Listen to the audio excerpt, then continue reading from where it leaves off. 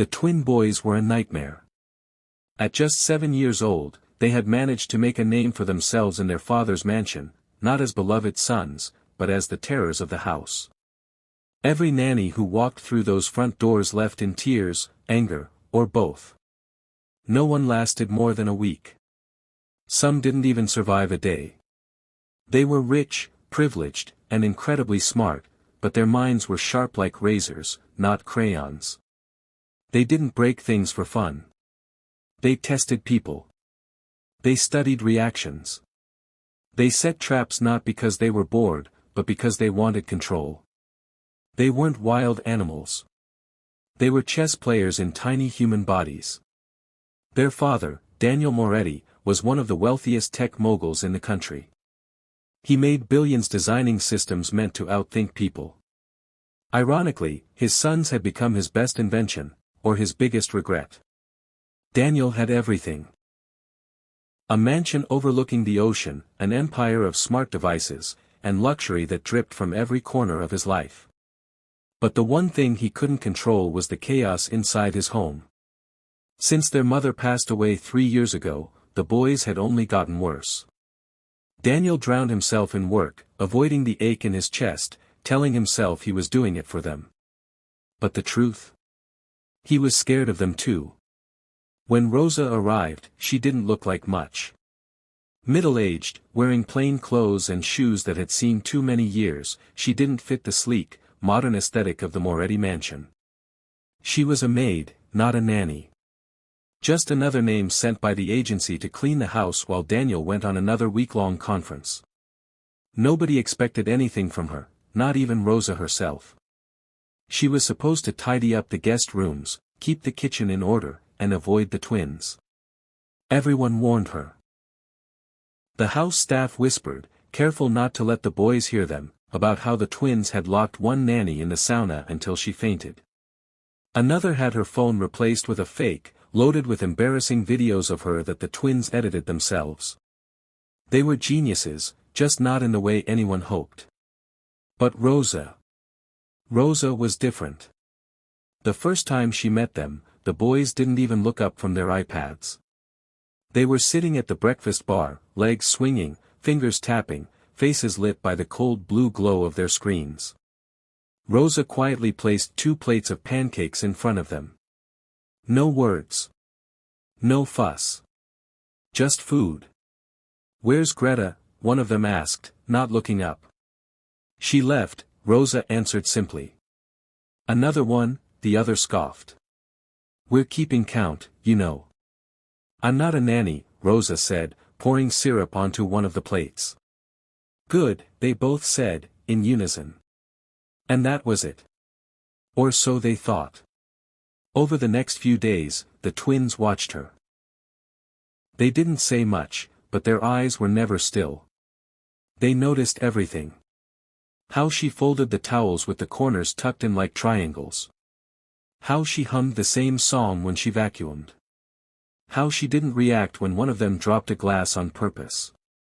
She simply swept it up, nodded, and moved on. They tried little things at first. Swapping sugar for salt in her tea. Cutting the legs off a dining chair so it would collapse. Reprogramming the vacuum to reverse and scatter crumbs instead of cleaning them. But Rosa never flinched. She would pause, smile faintly, and say, "Smart boys," before fixing whatever had gone wrong. It was unnerving. They couldn't break her. And then, she did something no one else ever had. One afternoon, when the twins were supposed to be in their room for quiet time, but were instead hacking into their father's smart thermostat, they heard it. A sound. It wasn't loud. It wasn't angry. It was music. Real music. A soft, almost haunting melody being played on the grand piano downstairs, the one no one had touched in years. Curious, they snuck down. And there she was. Rosa. Sitting on the piano bench, eyes closed, fingers gliding across the keys like they were dancing. It wasn't a song from any app. It was old, deep, and full of a sadness they didn't understand, but felt. They didn't interrupt.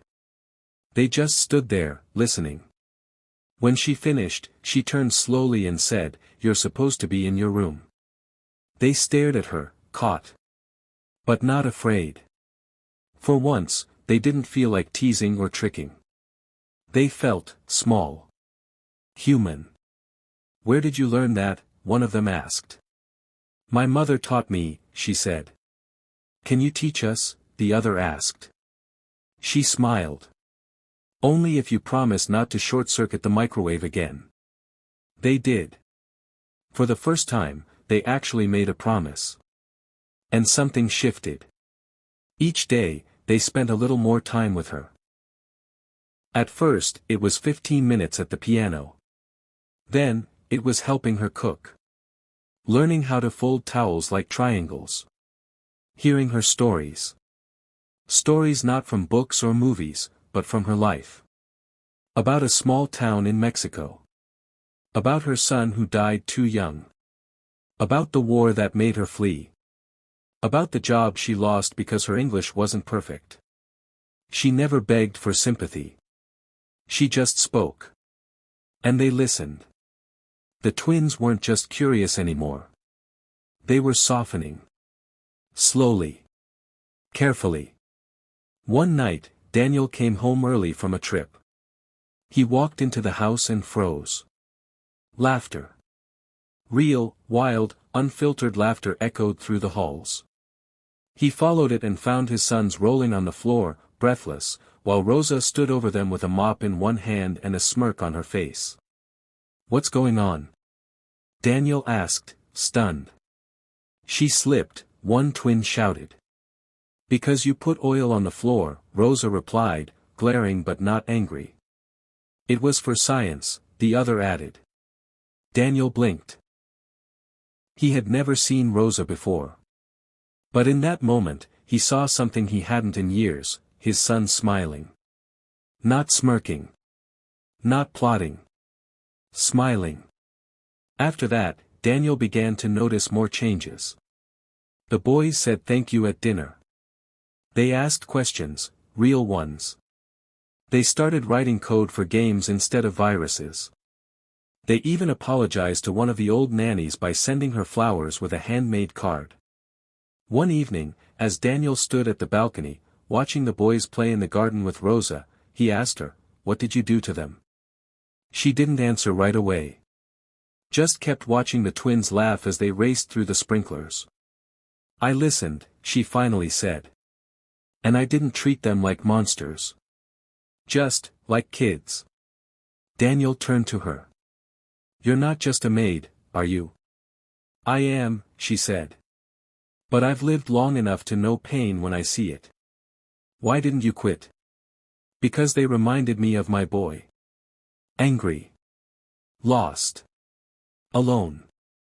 I couldn't save him. But maybe I could help them." Daniel swallowed the lump in his throat. He hadn't cried in years. But standing there, he almost did. From then on, Rosa wasn't just the maid. She became part of the family. The twins called her Abuela, even though she wasn't their grandmother. She tucked them in at night. She taught them how to play Chopin. She reminded them that feelings weren't weaknesses, and being smart didn't mean being cruel. Years later, at a TED Talk where one of the twins, now a young adult, spoke about emotional intelligence in AI, he ended his speech with a story. About a woman named Rosa. About how she didn't try to fix them with rules, punishments, or fear. She simply saw them. And in doing so, she gave them something no algorithm ever could, a heart. When Rosa passed away at the age of 85, the twin brothers, now founders of a tech company that donated millions to education for underprivileged children, flew her body back to her hometown. They built a school there. Called it Rosa's Home for Brilliant Hearts. Sometimes, love doesn't come wrapped in perfect words or expensive titles. Sometimes, it walks in quietly, with tired shoes and calloused hands, and changes everything.